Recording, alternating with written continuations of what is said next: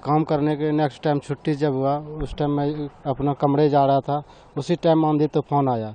आंधी तूफान के दौरान इसी जगह रुक गए, सोचे क्या एक जुग्गी बना हुआ है गार्ड का, उसी रूम में रुकने के बाद अचानक में आंधी तूफान और जोर से आ गया, बिजली तड़क के बिजली की आहट आया, को कड़ाके से आग लगा। वो थोड़ी ही देर में 5 सेकंड के अंदर में ब्रिज नीचे आ गया। पहले आग लगी इसमें? जी सर। कितनी बड़ी आग थी? बहुत ऊपर तक जा रहा था, बिजली के कड़ाके जो होता है ना, डायरेक्ट शॉर्ट सर्किट की तरह।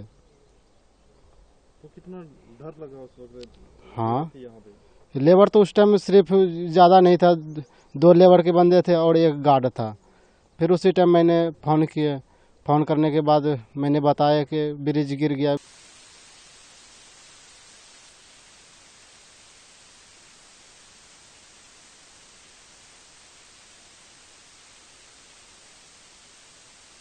मैं यहाँ पर लेबर का काम करता था और जो हमारा ब्रिज है 95% कंप्लीट था। नेट वोल्ट वगैरह सब कुछ टाइट थे, लेकिन ये कुदरत का रूप हुआ कि रात को बिजली का अर्थ हुआ तो हमारा ब्रिज गिर चुका है। हमें जब सुबह पता चला इसके बारे में हमें बड़ा दुख हुआ। अब बात ऐसे है कि लोग तो इशू उठाते हैं, नहीं इन्होंने बोल्टिंग टाइट किए, कुछ नहीं किया, लेकिन आके चेक करे कि हमारा सारा काम कंप्लीट था।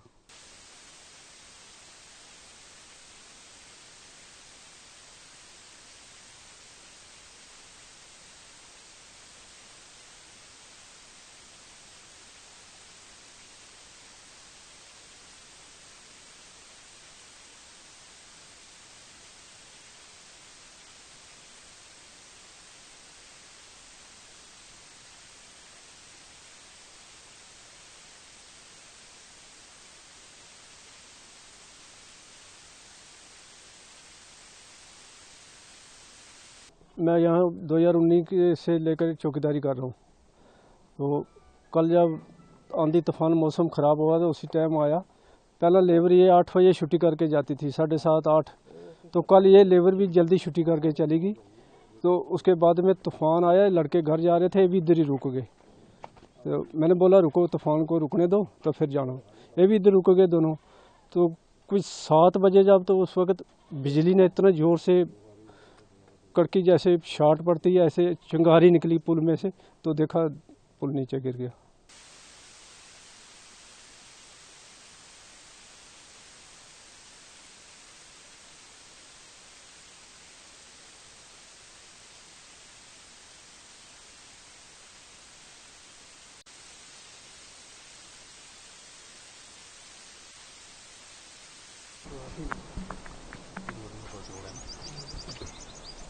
आज जहाँ पे हम खड़े हैं, यहाँ बरेली में, तो ये 132 meter span motorable bridge at Nowshera नाला जो है एट बरेली में। तो ये कल आपको पता ही है, ये कल जो हादसा हुआ है यहाँ पे, एक हैवी थंडरिंग हुई है और ये हैवी स्टॉर्म की वजह से तो रात को ये ब्रिज जो है, ये एक स्पैन जो है इसका कोलैप्स हो गया।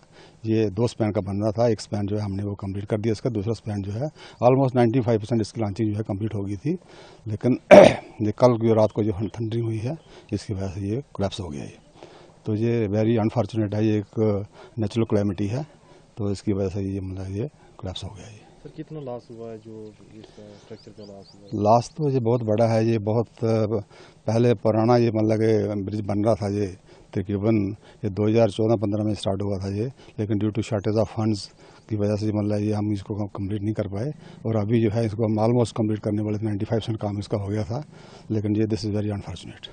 तो क्या कहना आपका, कोई नेग्लिजेंसी थी इसमें, क्या कारण रहा? अब जो प्रीलिमिनरी मैंने देखा है यहाँ पे कोई नेग्लिजेंसी वगैरह तो कोई दिखती नहीं है इसमें, लेकिन ये है कि कुछ लॉन्चिंग पार्ट में मुझे लग रहा है कि कुछ जो अभी इनकम्प्लीट था, जैसे इनको बेयरिंग फिक्स करनी थी या क्रॉस ब्रेसिंग करनी थी, वो थोड़ी सी अभी इनकी पेंडिंग थी, तो वो भी एक रीज़न हो सकता है, that may be one factor. Sir जैसे स्लैब पड़ा यहाँ पे, अगर स्लैब भी होता तो कितना बड़ा लॉस हो सकता था? हाँ, लॉस तो है, ये एक अच्छी बात है कि यहाँ पे कोई मतलब कोई लॉस ऑफ लाइफ नहीं हुआ है। तो लोगों को काफ़ी उम्मीद थी, काफ़ी खुशी थी लोगों को कि ये ब्रिज बने, तो अब क्या मैसेज देंगे आज यहाँ लोगों को, किस तरह से आगे जो इस पर काम होगा? बिल्कुल ऐसी कोई बात नहीं है, जो है ये कंट्रैक्टर द्वारा इसको रीलॉन्च करेगा। ये कंट्रैक्टर के पार्ट में ही है, ये जो भी लॉस हुआ है ये कंट्रैक्टर को ये बियर करना पड़ेगा। तो ये है इसको हम दोबारा रीलॉन्चिंग इसकी मतलब स्टार्ट कर देंगे। सर इसकी टोटल कॉस्ट बताएंगे आप, और इसकी जो इसकी अलॉटेड कास्ट जो है 592 लाख है।